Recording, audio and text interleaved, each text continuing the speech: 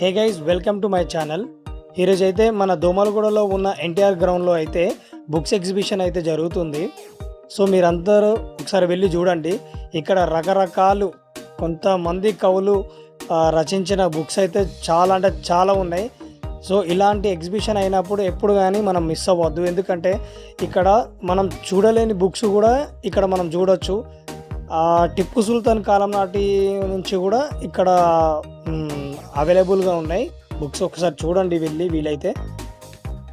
నాకైతే నేను చెప్తున్నా కదా, నేనైతే షాక్ అయిపోయినా అసలు. అంటే ఎక్కడి నుంచి ఎక్కడిది చాలా కలెక్షన్స్ ఉన్నాయి వీళ్ళ దగ్గర. ఇక్కడ చూడండి, కాన్స్టిట్యూషన్ ఆఫ్ ఇండియా చాలా ఉన్నాయి ఇట్లాంటి బుక్స్. అసలు వాళ్ళు టచ్ కూడా చేయనిస్తలేరు. యాక్చువల్గా పట్టుకుందామంట. పేపర్ కూడా ఎంత అది ఉంది తెలుసా. చెప్పాను కదా, టిప్పు సుల్తాన్ కూడా నుంచి కూడా ఉన్నాయి ఇవి. సో మీరైతే ఇలాంటి ఎగ్జిబిషన్స్ అయినప్పుడు ఏదైనా పక్కకు పెట్టండి, కానీ ఇదైతే ఇట్లాంటి బుక్స్ ఎగ్జిబిషన్ అయినప్పుడు వెళ్ళండి. ఒక్కసారి చూస్తే మాత్రం మైండ్ పోతుంది. చాలా ఉన్నాయి, చాలా స్టాల్స్ ఉన్నాయి, అన్నీ ఉన్నాయి, రకరకాలుగా ఉన్నాయి. గొప్పలకు పోవద్దు, అప్పలపాలు కావద్దు అని క్యాప్షన్ బాగుంది కదా.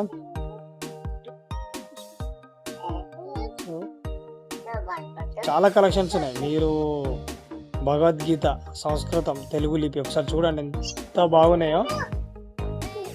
చాలా బాగున్నాయి కదా. రజనీకాంత్ ఏ బుక్ చదువుతాడో అండ్ వాళ్ళు ఇవన్నీ ఉన్నాయి.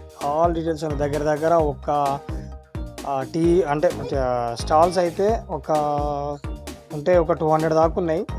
సో మాకంత కుదరలేదు చూడ్డానికి. మేము కరెక్ట్ ఒక ఫోర్ రౌండప్ చేసేసరికి అప్పటికే టైం అయిపోయింది. 9:30 వరకే క్లోజ్ అది.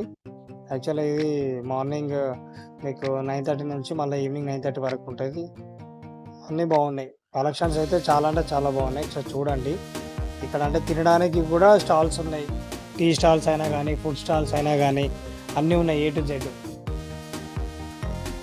ఇక్కడ చూడండి, చిక్లీట్ అని ఆమెనే రాసింది. ఆమె ఫోటో తీయొద్దంటే ఇక మనం ఆగం కదా, మనం తీసేస్తాం. ఇక్కడ చూడండి, చార్మినార్. అసలు టైం అయితే సరిపోదు. వీడియో నచ్చినట్టయితే లైక్ చేయండి, షేర్ చేయండి, కమెంట్ చేయండి, సబ్స్క్రైబ్